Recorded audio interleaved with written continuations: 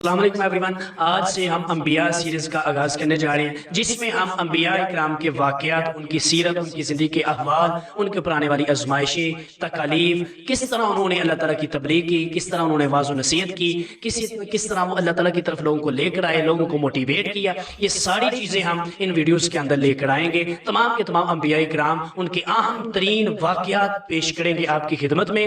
تو اگر آپ اس طرح کی ویڈیوز دیکھنا چاہتے ہیں، اس طرح کی ویڈیوز دیکھنے کے لیے ہمارے چینل کو سبسکرائب کیجئے، اور موقع محل کی مناسبت سے ہم بنا ٹائم ویسٹ کیے ہم ایک ایسے نبی کی سیرت، اس کی زندگی کے احوال اور ان کی اوپر آنے والی آزمائشیں، کس طرح انہوں نے اللہ تعالیٰ کی تبلیغ کی، چلتے ہیں اور پہلی ایپیسوڈ کا آغاز کرتے ہیں۔ جی ناظرین، پہلی ایپیسوڈ کے اندر ہم آج آپ کے سامنے موقع محل کی مناسبت سے ایک ایسے نبی کی سیرت لے کر آئے ہیں جن کو اللہ کے رسول صلی اللہ علیہ وسلم نے اور قرآن کریم نے، اللہ کے رسول صلی اللہ علیہ وسلم جد امجد کہا کرتے تھے، انبیاء کرام کے باپ کہا کرتے تھے، اور قرآن کریم نے اس نبی کے بارے میں کہا کہ جناب ابراہیم علیہ السلام واحد شخص امت ہے، کہ جتنا ایک امت کام کرتی ہے اس طرح جناب ابراہیم علیہ السلام نے اکیلے کام کیا۔ جناب ابراہیم علیہ السلام کا نام ابراہیم، ان کا لقب ہے خلیل اللہ۔ خلیل اللہ کسے کہتے ہیں؟ جو انتہا درجے کی محبت کو خلیل اللہ کا لقب دیا جاتا ہے، یہ اللہ تعالیٰ کے خلیل ہیں۔ اور جناب ابراہیم علیہ السلام کی زندگی کی اگر بات کی جائے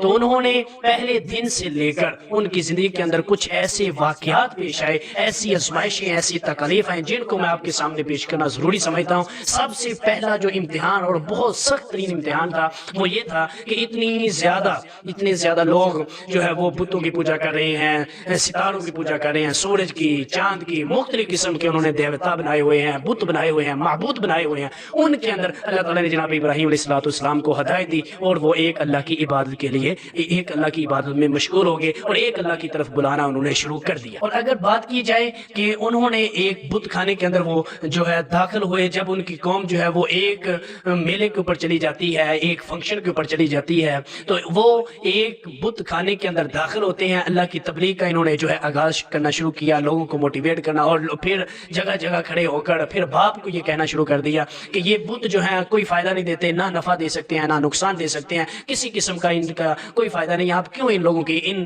بتوں کی پوجا کرتے ہیں۔ ان کی قوم کو بار بار ہم کہتے تھے، موٹیویٹ کرتے تھے اس بارے میں۔ ایک دن ایسا ہوا کہ ایک بت خانے کے اندر داخل ہوتے ہیں، وہاں بہت سارے بت تھے، سب کے بت توڑ دیے، کسی کی ٹانگ توڑ دی، کسی کے بازو توڑ دیے، کسی کی گردن اتار دی، اور پھر جو ہتھیار ہے وہ ایک بڑے بت کے کندھے کے اوپر رکھ دیتے ہیں۔ تو اچانک ان کی قوم جب واپس آتی ہے تو آپ سوچئے ذرا کہ وہ کتنا، اگر آج ہی انڈیا کے اندر ایک بت خانے کے اندر بہت سارے بت پڑے اور بت خانے کو توڑ دیے جائے، اس کے بت توڑ دیے جائے، تو کیا کیفیت ہوگی کہ وہ اپنے ان معبودی کی جن کی وہ عبادت کرتے ہیں وہ سارے کے سارے تہس نہس کر دیے جائیں، تو ان کی کیا کیفیت ہوگی، کیا ہنگامہ رائی ہوگی، کیا انہوں نے شور ہوگا، کیا ان کے جذبات ہوں گے۔ تو جناب ابراہیم علیہ السلام کا ایک یہ بہت بڑا امتحان تھا۔ سارے بتوں کو توڑ دیا، پھر آخرکار ان کی قوم آتی ہے اور ان کی قوم کہتی ہے کہ ایک ہی شخص ہے، جو ایک وہ لڑکا ہے جو ان کی تذلیل کرتا تھا، جو ان کے بارے میں یہ کہتا تھا کہ ان کی عبادت نہ کیا کرو، یہ آپ کو کچھ نہیں فائدہ دیتے، نہ نقصان دیتے ہیں، تو آپ کیوں ان کی عبادت کرتے ہو؟ لگتا ہے اسی نے یہ کام کیا ہوگا۔ تو ناظرین، جناب ابراہیم علیہ السلام کو پیش کیا گیا، وہ جناب ابراہیم علیہ السلام کو جب بلایا گیا تو لوگوں نے کہا کہ آپ نے یہ بت توڑے ہیں۔ جناب ابراہیم علیہ السلام نے کہا کہ آپ وہ اس بڑے سے کیوں نہیں پوچھتے جس کے کندھے کے اوپر ہتھیار ہے، وہ اس نے توڑا ہوگا، ہو سکتا ہے اس نے اس کلہاڑے کے ساتھ اس نے توڑا ہو، تو آپ اسے کیوں نہیں پوچھتے؟ تو وہ اس کی قوم یکدم بولتی ہے کہ یہ تو بولتے بھی نہیں ہے، سنتے بھی نہیں ہے، تو یہ کیسے ہو سکتا ہے کہ یہ جو ہے یہ نہ تو چل سکتا ہے، نہ کسی کو کوئی نقصان پہنچا سکتا ہے، تو یہ کیسے دوسرے بتوں کو نقصان پہنچا سکتا ہے، دوسرے بتوں کو توڑ سکتا ہے؟ ناظرین، پھر ہوتا کیا ہے، جناب ابراہیم علیہ السلام کہتے ہیں کہ او اف، آپ کے اوپر کیسے لوگ ہیں، آپ کیسے لوگ ہیں کہ اس کی عبادت کر رہے ہیں کہ جو نہ نفع دیتے ہیں نہ نقصان دیتے ہیں، نہ آپ کو یہ بتا سکتے ہیں کہ میرے سامنے جو بت پڑے ہوئے ہیں، جو آپ خدا جن کو مانتے ہیں، ان کو کس نے نقصان پہنچایا، تو آپ ان کی عبادت کیوں کرتے ہیں؟ وہ آخر اپنے گریبان کے اندر انہوں نے جھانکا اور کہنے لگے، بات تو ٹھیک ہی ہے، ابراہیم نے کہا تو ٹھیک ہے اس نے، لیکن پھر وہ جنون جذبہ ان کو آیا اور وہ کہنے، وہ باپ دادا کی ان کو محبتیں یاد آئیں کہ ان کی وہ عبادت کرتے ہیں، یہ کیسے ہو سکتا ہے؟ پھر انہوں نے ارادہ کیا کہ جناب ابراہیم علیہ السلام کو کیوں نہ ختم ہی کر دیا جائے، قتل کر دیا جائے۔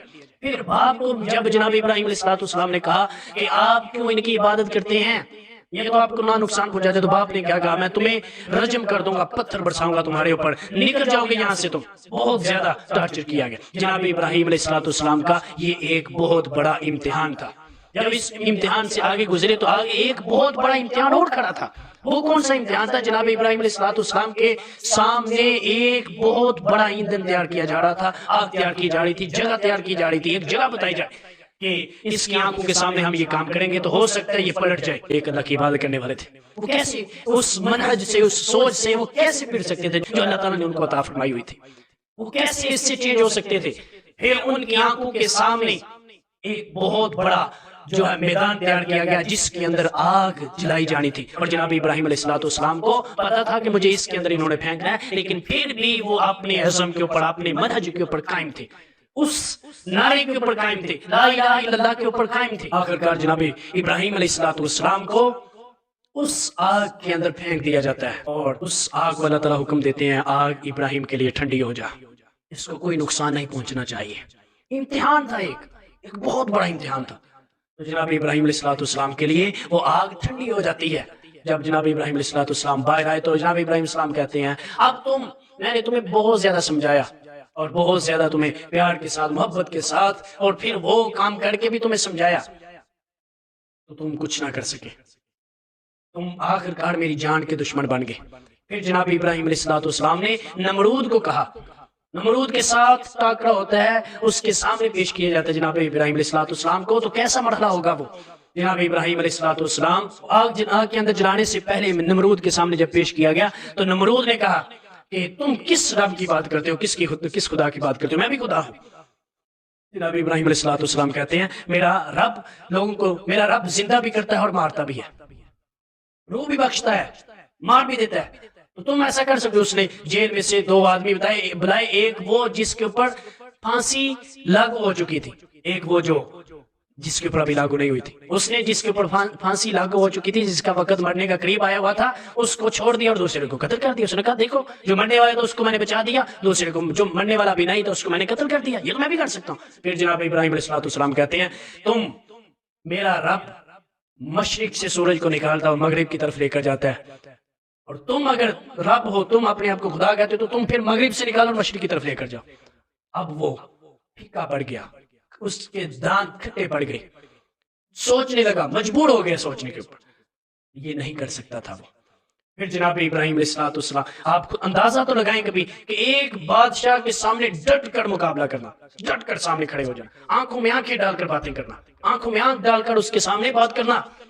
کیا مرحلہ ہوگا وہ، کیسی سچویشن ہوگی کہ سب ہر طرف لوگ جانی دشمن بڑے ہیں اور ایک ابراہیم کھڑے ہیں اور اللہ تعالیٰ کی توحید کا آواز کر رہے ہیں، مقابلہ کر رہے ہیں ان کا. جناب ابراہیم علیہ السلام کو ان کے والد کہتے ہیں کہ نکل جاؤ یہاں سے، تم میرے بتوں کی تذلیل کرتے ہو، میرے بتوں کے بارے میں کہتے ہو کہ یہ نقصان کے نفع کے مالک نہیں، تو نکل جاؤ یہاں سے، میری آنکھوں سے دور ہو جاؤ. جناب ابراہیم علیہ السلام کہتے ہیں اے ابا جان آپ کو سلام پیش کرتا ہوں. چلے گئے، ٹھیک ہے، تم نہیں آپ لوگ مانے، نہیں آپ نے اصلاح کی، لیکن میں آپ کے لیے دعا ضرور کرتا رہوں گا، میں چلتا ہوں. چلے گئے. اب جناب ابراہیم علیہ السلام کا ایک اور بہت بڑا امتحان شروع ہونے والا تھا. الاختصار، مختصر کرتے ہوئے، جناب ابراہیم علیہ السلام کا ایک بہت بڑا امتحان اور شروع ہونے والا تھا. جناب ابراہیم علیہ السلام کو اللہ تعالیٰ نے بیٹا عطا کیا، اور وہ بیٹا کہ آپ اندازہ لگائیں، ایک والد اللہ تعالیٰ سے گزارشیں کر کر کے درخواست دائر کرواتا ہے اللہ کے سامنے، اللہ تعالیٰ کو بار بار کہتا ہے یا اللہ مجھے بیٹا عطا فرما، اور اللہ تعالیٰ نے ایک بڑھاپے کی عمر میں ایک بیٹا اسماعیل عطا کر دیا. وہ بیٹا اللہ تعالیٰ نے عطا کیا. تو جناب ابراہیم علیہ السلام کو وہ بیٹا اب تھوڑا سا ہاتھ بٹانے کے قابل ہوا، تھوڑا سا بڑا ہوا. تو اس کو جب وہ جناب ابراہیم علیہ السلام کو حکم دیا گیا آپ اپنی بیوی کو اور اپنے بیٹے کو جو آپ نے اتنی مدتوں کے بعد لیا ہے، اس کو ایک بیابان آبادی کے اندر چھوڑ کے آؤ، صفا اور مروہ ہے وہاں چھوڑ کے آؤ. کتنا بڑا امتحان ہے یہ خامد کے لیے، کتنی بڑی آزمائش ہوگی یہ خامد کے لیے، کتنا بڑا اللہ تعالیٰ امتحان لے رہے ہیں. باقی اس تمام کے تمام امتحانات میں جناب ابراہیم السلام پاس ہیں، فل نمبر لیے جا رہے ہیں. اب یہ بھی ایک امتحان آ گیا. جناب ابراہیم علیہ السلام اپنی بیوی کو اور اپنے بیٹے کو وہاں چھوڑ کر آتے ہیں، اور بیوی نے آتے وقت پوچھا کہ ابراہیم کیوں، کس کے سہارے پہ کیوں ہمیں یہاں چھوڑ کر جا رہے ہو؟ جناب ابراہیم علیہ السلام کہتے ہیں یہ حکم ربی ہے، اللہ کا حکم ہے، اللہ کے حکم کی تکمیل کرتے ہوئے میں آپ کو یہاں چھوڑ کر جا رہا ہوں. انہوں نے کہا ٹھیک ہے، اگر اللہ کا حکم ہے تو پھر وہ میرا رب ہمیں رسوا نہیں کرے گا، وہ ضرور ہماری حفاظت کرے گا. پھر وہاں جو ہے پانی کا وہ ایک جو مشکیزہ تھا وہ دے کے وہ ختم ہوا. پھر وہ پانی ایک جناب ابراہیم علیہ السلام کی وجہ سے وہاں سے پانی کا جاری ہونا، زم کا جاری ہونا، اس کو کہا تھا زم. آج پوری دنیا کے اوپر اس کا نام ہے. ٹھہر جا. یہ ایک بہت بڑا امتحان یہ تھا. پھر جناب ابراہیم علیہ السلام کے اوپر ایک اور بڑا امتحان آنے والا تھا. ناظرین وہ کیسا امتحان تھا؟ آج وہ امتحان سن کر آپ دنگ رہ جائیں گے. جناب ابراہیم علیہ السلام کا بیٹا اب کام نپٹانے کے قابل ہوا ہے، تھوڑے سے کام ہاتھ بٹانا شروع کیا ہے، تھوڑا سا بڑا ہوا ہے، تو جناب ابراہیم علیہ السلام کو مسلسل 3 راتوں تک خواب آتا ہے. اب میں اپنے بیٹے کو ذبح کر رہے ہیں، اپنے بیٹے کو ذبح کر رہے ہیں. اور اپنے بیٹے کو بلایا اور کہتے ہیں بیٹا، چکر لگاتے تھے وہاں. کہا بیٹا میں مسلسل آپ کو دیکھ رہا ہوں کہ میں ذبح کر رہا ہوں. 3 دنوں سے 3 راتوں سے میں آپ کو دیکھ رہا ہوں کہ آپ کو میں ذبح کر رہا ہوں. بیٹا آپ کی کیا رائے ہے؟ جناب ابراہیم علیہ السلام کا بیٹا دیکھیے کتنا فرما بردار بیٹا اللہ تعالیٰ نے عطا کیا ہوا. بیٹے نے کیا کہا؟ بھائی جو اللہ نے حکم دیا ہے وہ کر گزریے.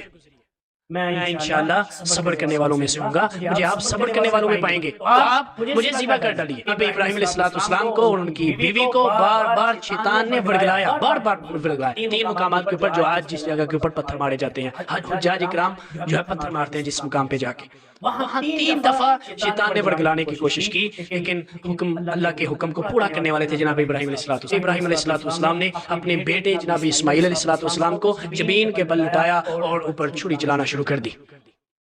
اللہ تعالیٰ نے اب اندازہ لگائیے اتنے بڑے امتحانات سے پہلے گزرے اور آپ بیٹا اتنی مشکل سے اللہ تعالیٰ نے جو اتنی دعاؤں کے بعد ملا ہے اس کو بھی اللہ کے راستے میں ذبح کرنے کے لیے تیار ہو گئے ہیں، اللہ کے حکم کو پورا کر رہے ہیں. اللہ تعالیٰ کے اس حکم کو جناب ابراہیم علیہ السلام نے پورا کر ڈالا. نیچے امتحان دینے والا امتحانات میں سے گزر رہا ہے اور اللہ تعالیٰ کہتے ہیں بس ابراہیم بس، تم نے کمال کر دیا، اللہ سے اعلیٰ نمبر حاصل کر لیا. جناب ابراہیم علیہ السلام نے اللہ تعالیٰ خوش ہو گئی. ابراہیم علیہ السلام کو جس بھی راستے سے گزارا، جس امتحان سے بھی گزارا، جناب ابراہیم نے وہ عمل وہ کام پورا کر دکھایا. جناب ابراہیم علیہ السلام نے اپنے بیٹے کو جب زمین کے بل لٹایا اور ذبح کرنا شروع کیا تو اللہ تعالیٰ نے ایک مینڈے کی شکل میں ایک جانور بھیجا اور اس کو ذبح کر ڈالا. اسی خوشی کے اندر، اسی قربانی کو فروغ دینے کے لیے، اسی قربانی کو یاد رکھنے کے لیے اللہ تعالیٰ نے حکم دیا کہ تم قربانی کرو. فَصَلِّ لِرَبِّكَ وَانْحَرْ، نماز پڑھ پھر قربانی کر. یعنی اللہ کے راستے میں ہم جو عید کے اوپر آنے والے دنوں میں ہم نے جو جانوروں کو لاکھوں خربوں کی تعداد کے اندر ذبح کرنا ہے، وہ اسی یاد کے اندر ہم جانوروں کو ذبح کر